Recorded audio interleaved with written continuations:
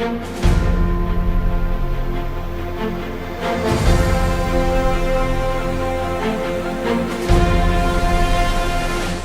Updates.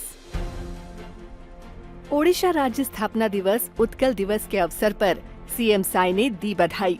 राजधानी रायपुर के महिला थाना चौक में महान स्वतंत्रता संग्राम सेनानी बैरिस्टर मधुसूदन दास की प्रतिमा पर माल्यार्पण कर किया नमन। राजधानी रायपुर के दीनदयाल उपाध्याय ऑडिटोरियम में स्वदेश समाचार पत्र के व्याख्यान कार्यक्रम विमर्श में शामिल हुए सीएम साई। सीएम साई ने मंत्रालय महानदी भवन में विभिन्न विभागों की ली समीक्षा बैठक में अधिकारियों को दिए आवश्यक निर्देश। सीएम साई के निर्देश पर आज से प्रदेश के छोटे व्यापारियों और मध्यम वर्गीय परिवारों को राहत पहुंचाने के लिए 2 अहम निर्णय किए गए लागू। ई-वे बिल की सीमा 50,000 रुपए से बढ़ाकर 1 लाख रुपए की गई। पेट्रोल की कीमत 1 रुपए प्रति लीटर घटाई गई। खबरें विस्तार से। मुख्यमंत्री श्री विष्णुदेव साई ने आज राजधानी रायपुर के महिला थाना चौक मधुसूदन दास चौक में उत्कल दिवस के अवसर पर महान स्वतंत्रता संग्राम सेनानी बैरिस्टर मधुसूदन दास की प्रतिमा पर माल्यार्पण कर उन्हें सादर नमन किया। मुख्यमंत्री श्री साई ने ओडिशा राज्य स्थापना दिवस उत्कल दिवस पर प्रदेश सहित देश भर में रह रहे उत्कल समाज के सभी बंधुओं को हार्दिक बधाई और शुभकामनाएं दी। उन्होंने कहा कि यह दिवस केवल ओडिशा के गठन का उत्सव नहीं बल्कि संघर्ष, आत्मगौरव और सांस्कृतिक एकता की प्रेरणा है। मुख्यमंत्री ने कहा कि छत्तीसगढ़ में बड़ी संख्या में उत्कल समाज के लोग निवास करते हैं, जो प्रदेश की सामाजिक समरसता और विविधता को सशक्त बनाते हैं। मुख्यमंत्री श्री साई ने महाप्रभु श्री जगन्नाथ से छत्तीसगढ़ वासियों की सुख, शांति और समृद्धि की कामना की। उन्होंने कहा कि भगवान जगन्नाथ का आशीर्वाद हमेशा छत्तीसगढ़ पर बना रहेगा। इस अवसर पर प्रदेश अध्यक्ष एवं विधायक श्री किरण सिंह देव, विधायक श्री पुरंदर मिश्रा, विधायक श्री सुनील सोनी, महापौर श्रीमती मीनल चौबे, सभापति श्री सूर्यकांत राठौर, श्री संजय श्रीवास्तव, उत्कल समाज के सदस्य एवं बड़ी संख्या में गणमान्य नागरिक उपस्थित थे। कार्यक्रम के पश्चात सीएम साई ने मीडिया से चर्चा की। आज 1 अप्रैल है, उड़ीसा दिवस है। तो सबसे पहले तो मैं जो छत्तीसगढ़ में 35 लाख उत्कल बंधु हैं उनको उत्कल दिवस की बहुत बहुत बधाई और शुभकामना देते हैं, और साथ ही साथ उड़ीसा वासियों को और पूरे देश में जहाँ जहाँ भी हमारे उत्कल बंधुगण हैं उनको भी उत्कल दिवस की बहुत बहुत बधाई और शुभकामना देते हैं। पहले उड़ीसा प्रांत पश्चिम बंगाल में था। बिहार, पश्चिम बंगाल और उड़ीसा ये तीनों एक राज्य हुआ करते थे, लेकिन 1 अप्रैल 1936 को भाषाई आधार पर उड़ीसा प्रांत का अलग निर्माण हुआ। तब से 1 अप्रैल को उत्कल दिवस मनाते आ रहे हैं, और आज हम सब लोग आभार भी व्यक्त करना चाहेंगे उत्कल समाज का कि हम लोगों को यहाँ पर समारोह मनाने बुलाए। हमारे प्रदेश के यशस्वी अध्यक्ष श्री किरण देव जी को, हमारे विधायकगण हैं पुरंदर मिश्रा जी, आदरणीय सुनील सोनी जी, हमारे यहाँ के महापौर श्रीमती मीनल चौबे जी, हमारे जिला के अध्यक्ष ठाकुर साहब और सभी हमारे पार्षदगण और कार्यकर्ता बंधु सब मिलकर यहाँ पर हम लोग बैरिस्टर मधुसूदन जी की प्रतिमा में माल्यार्पण किए हैं, उनको पुष्पांजलि अर्पित किए हैं। उनका बहुत बड़ा योगदान था उड़ीसा प्रांत बनवाने में।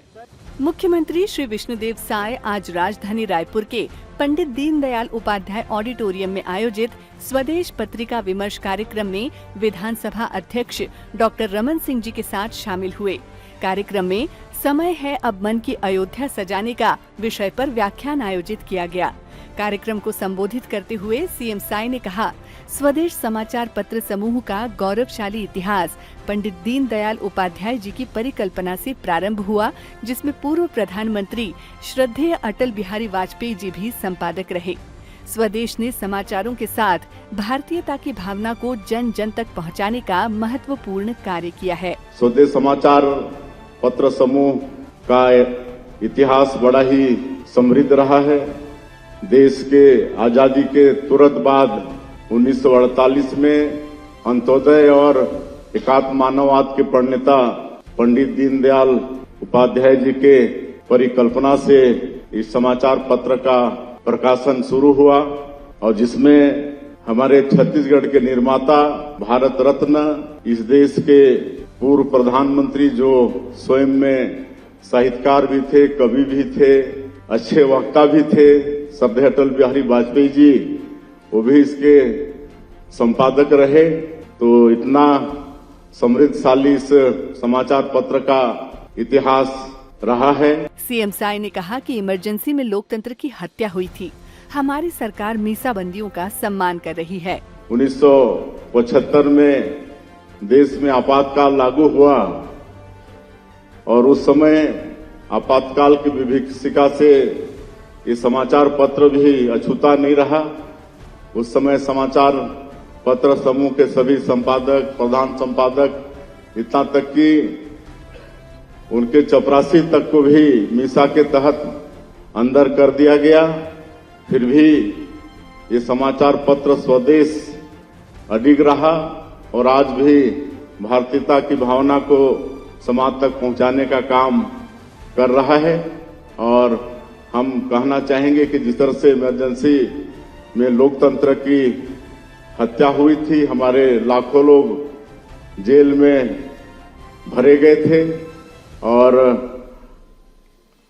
हमारे यहाँ पर आदरणीय विधानसभा अध्यक्ष जी बैठे हैं, जो मुख्यमंत्री थे उस समय, जो जितने मीसाबंदी थे, कितनों का परिवार उजड़ गया, उनके बच्चे बेरोजगार जैसे हो गए। हम कई ऐसे परिवार के बीच में रहते थे तो बच्चे उनके अभिभावकों को गाली देते थे, कहे कि 19 महीना तक जेल काटे, कई लोगों की पढ़ाई नहीं हो पाई, तो उनको सम्मान देने के हिसाब से सम्मान निधि आदरणीय डॉक्टर साहब ने शुरू किया था, जिसको 15 वर्षों तक देने के बाद पिछले समय एक सरकार आई तो बंद कर दी थी। अभी फिर से हम लोग सरकार में आए हैं तो फिर से उसको चालू किए हैं, सम्मान निधि देने का काम। और उतना ही नहीं बल्कि 5 साल जो उनको सम्मान निधि नहीं मिला तो 5 साल का भी इकट्ठे उनको सम्मान निधि देने का काम किए हैं। और एक चीज और बताते हुए हर्ष हो रहा है कि अब हम उसको विधानसभा में एक्ट के रूप में भी पारित कर दिए हैं। अब आगे कोई भी सरकार आएगी तो उसको बदल नहीं पाएगी। अब हमेशा हमारे ऐसे जो मीसाबंदी पीड़ित परिवार हैं उनको सम्मान निधि मिलता रहेगा। कार्यक्रम में समय है अब मन की अयोध्या सजाने का विषय पर आयोजित व्याख्यान में राष्ट्रीय स्वयंसेवक संघ के सह सरकार्यवाहक श्री रामदत्त चक्रधर जी, संघ के क्षेत्र संघचालक डॉक्टर पूर्णेंद्र सक्सेना जी, विधानसभा अध्यक्ष डॉक्टर रमन सिंह ने भी संबोधित किया। इस अवसर पर अयोध्या आंदोलन पर केंद्रित महत्वपूर्ण ग्रंथ राम काज किन्हे बीनू का विमोचन भी किया गया। इस अवसर पर कैबिनेट मंत्रीगण, विधायकगण, संघ पदाधिकारीगण, भाजपा पदाधिकारीगण, स्वदेश समूह के पदाधिकारी सहित अन्य गणमान्य जन उपस्थित रहे। मुख्यमंत्री श्री विष्णुदेव साय ने आज मंत्रालय महानदी भवन में सहकारिता, नक्सल उन्मूलन एवं बस्तर अंचल के नक्सल प्रभावित क्षेत्र के लिए चलाई जाने वाली नियत नेल्ला नार योजना की समीक्षा बैठक कर अधिकारियों को आवश्यक निर्देश दिए।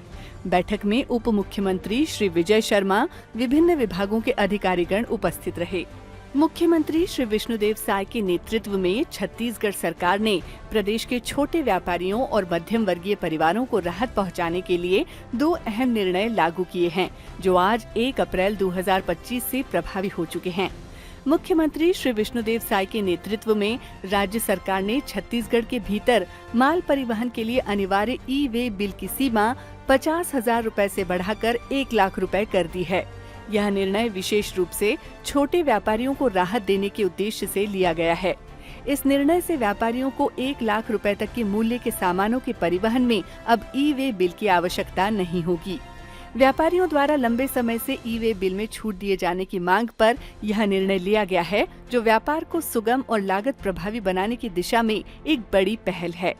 राज्य सरकार ने 1 अप्रैल 2025 से पेट्रोल पर वैट की राशि में 1 रुपए प्रति लीटर की कटौती की है।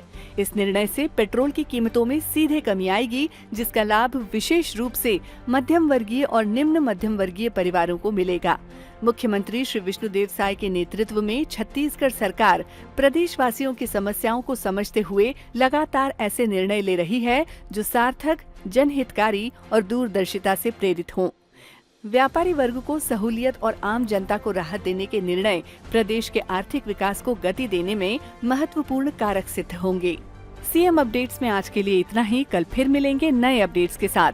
जय हिंद, जय छत्तीसगढ़।